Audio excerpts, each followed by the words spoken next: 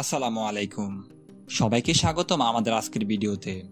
আজকের ভিডিওটি গর্ভবতী মায়েদের জন্য খুবই গুরুত্বপূর্ণ হতে যাচ্ছে, কারণ আজ আমরা আলোচনা করব গর্ভাবস্থার শেষের 3 মাসের মায়ের যত্ন নিয়ে। এই সময়টা গর্ভবতী মা এবং তার শিশুর জন্য অত্যন্ত গুরুত্বপূর্ণ। গর্ভাবস্থার শেষের এই সময়টাই সঠিক যত্ন নেওয়া অত্যাবশ্যক, কেননা এই সময় মায়ের এবং শিশুর শরীরে অনেক গুরুত্বপূর্ণ পরিবর্তন ঘটে। আপনারা যারা নতুন মা হতে চলেছেন বা যারা পরিবারের কাউকে এই সময় সহায়তা করেছেন, তাদের জন্য মূলত আজকের এই ভিডিও। গর্ভাবস্থার সময় একজন মায়ের কি করা উচিত আর কি করা উচিত না, এবং কিভাবে দৈনন্দিন জীবনযাত্রায় কিছু পরিবর্তন এনে মা এবং শিশুর সুস্থতা নিশ্চিত করা যায়, তার সবকিছু এই ভিডিওতে তুলে ধরার চেষ্টা করবে ইনশাআল্লাহ। তাহলে আর দেরি না করে চলুন শুরু করি আজকের ভিডিও। গর্ভাবস্থার শেষের 3 মাসে মায়ের শরীরে এবং মনের অনেক পরিবর্তন ঘটে। এই সময়ে কিছু বিষয় মাথায় রাখা অত্যন্ত জরুরি। প্রথমে জেনে নিই গর্ভাবস্থায় একজন মায়ের কি কি করা উচিত। সুষম খাদ্য গ্রহণ।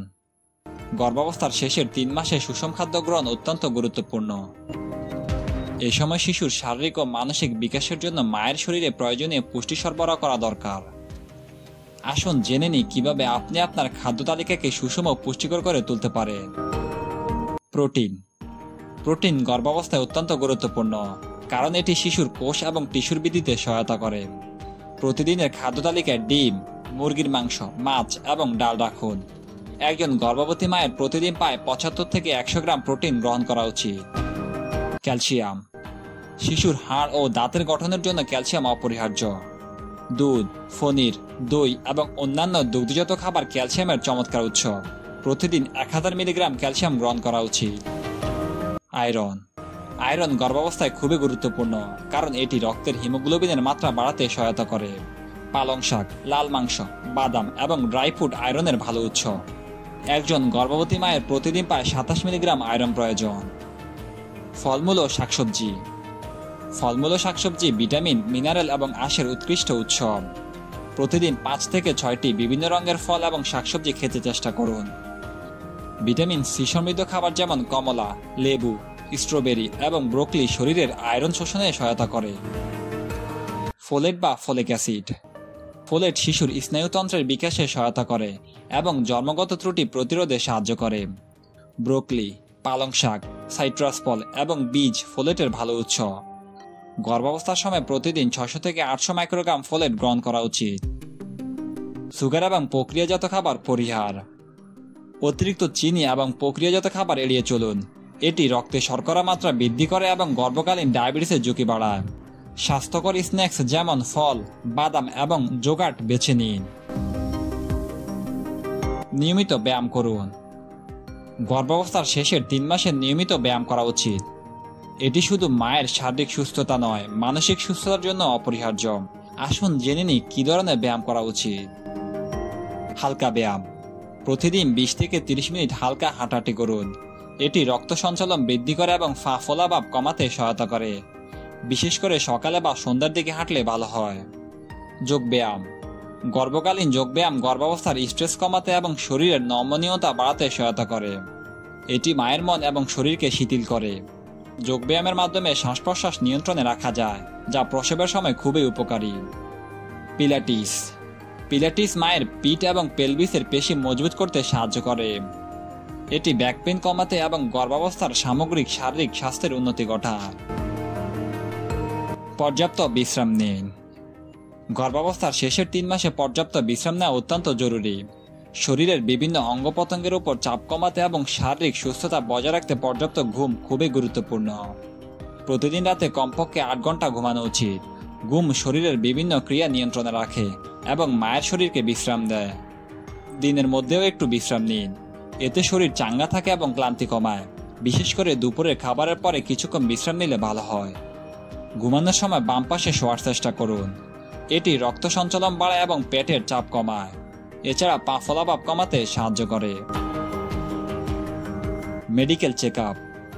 নিয়মিত মেডিকেল চেকআপ গর্ভাবস্থায় অত্যন্ত গুরুত্বপূর্ণ। এটি মা এবং শিশুর সুস্থতা নিশ্চিত করে। আসুন জেনে নিই কিভাবে মেডিকেল চেকআপ করা উচিত। নিয়মিত চেকআপ। প্রতি মাসে নিয়মিত চেকআপ করাতে ভুলবেন না।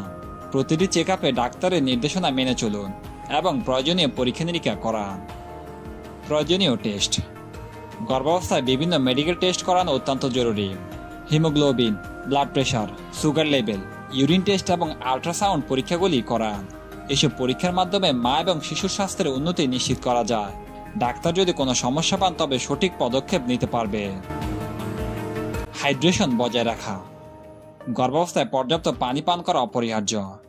এটি শরীরের বিভিন্ন প্রক্রিয়া সঠিকভাবে চলার জন্য এবং শরীরের তাপমাত্রা নিয়ন্ত্রণে রাখার জন্য অত্যন্ত জরুরি। প্রতিদিন কমপক্ষে 8 থেকে 10 গ্লাস পানি পান করুন। পানি শরীরের টক্সিন দূর করতে সাহায্য করে এবং হজম প্রক্রিয়া উন্নত করে। এছাড়া এটি প্রস্রাবের মাধ্যমে শরীরের অতিরিক্ত লবণ দূর করে। পানির পাশাপাশি আপনি ফলের রস, ডাবের পানি পান করতে পারেন। এগুলো শরীরের হাইড্রেশন বজায় রাখতে সহায়ক এবং পুষ্টি সরবরাহ করে। ডিহাইড্রেশন এড়াতে সারাদিন পানি পান করুন। গরম আবহাওয়ায় বিশেষ করে বেশি বেশি পানি পান করুন এবং শরীর ঠান্ডা রাখুন। ডিহাইড্রেশন মা এবং শিশুর জন্য ক্ষতিকর হতে পারে, তাই সতর্ক থাকুন। গর্ভকালীন ব্যথা এবং অস্বস্তি: গর্ভাবস্থার শেষের দিকে অনেক মা বিভিন্ন ধরনের ব্যথা এবং অস্বস্তির সম্মুখীন হন। এই সময় শরীরের পরিবর্তনের কারণে এই ধরনের অস্বস্তি স্বাভাবিক। কিছু সাধারণ পরামর্শ মেনে চললে এই অস্বস্তি কমানো যেতে পারে। পিঠে ব্যথা: পিঠে ব্যথা গর্ভাবস্থায় খুবই সাধারণ একটি সমস্যা। এই সময় পিঠের পেশিগুলোর উপর অতিরিক্ত চাপ পড়ে, যা ব্যথার কারণ হতে পারে। পিঠে ব্যথা কমাতে ভালো ম্যাট্রেসে শোয়া, হালকা ব্যায়াম এবং গরম সেক দেওয়া যেতে পারে। এছাড়া সঠিক ভঙ্গিতে বসা এবং ওজন নিয়ন্ত্রণে রাখা উচিত। প্রসবকালীন ব্যথা কমাতে পিঠের মাংসপেশিকে শক্তিশালী রাখতে বিশেষ ব্যায়াম করা যেতে পারে। পায়ে ফোলাভাব: গর্ভাবস্থায় পায়ে ফোলাভাব বা ইডিমা খুবই সাধারণ। এটি সাধারণত অতিরিক্ত পানি জমার কারণে হয়ে থাকে। পা উঁচু করে বিশ্রাম নিন। কম্প্রেশন স্টকিংস ব্যবহার করুন এবং নিয়মিত পানি পান করুন। পায়ের ফোলাভাব কমাতে নিয়মিত হাঁটাচলা করতে পারেন।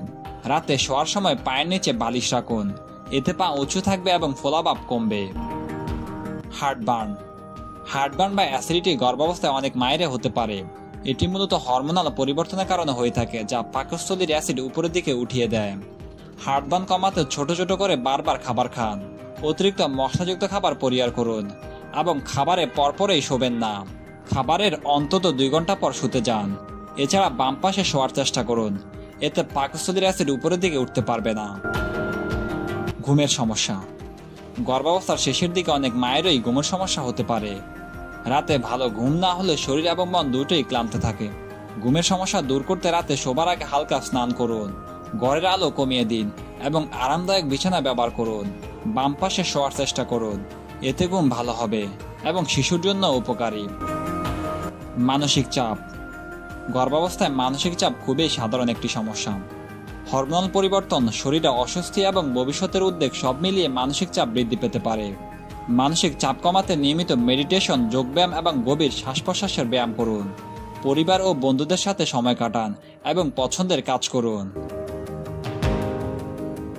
এবার জেনে নিই গর্ভাবস্থায় কি কি করা উচিত না। ভারী কাজ এড়িয়ে চলুন। গর্ভাবস্থার শেষের 3 মাসে ভারী কাজ এড়িয়ে চলতে হবে।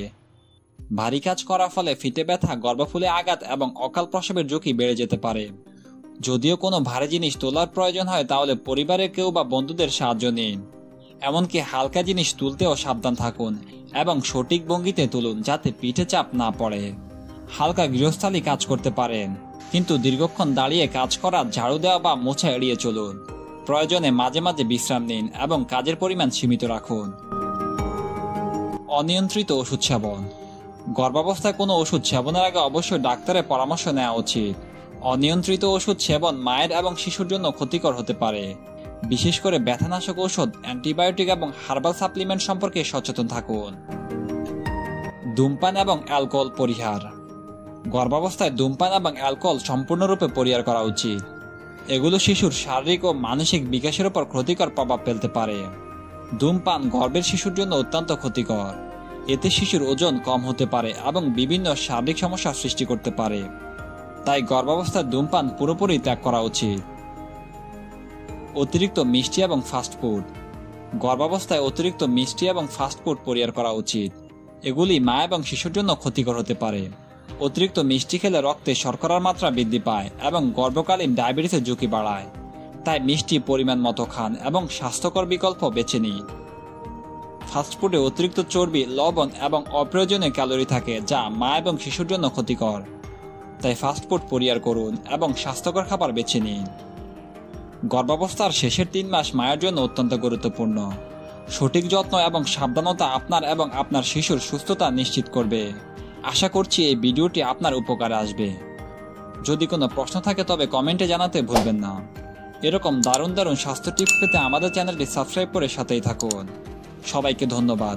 আবার দেখা হবে নতুন ভিডিওতে।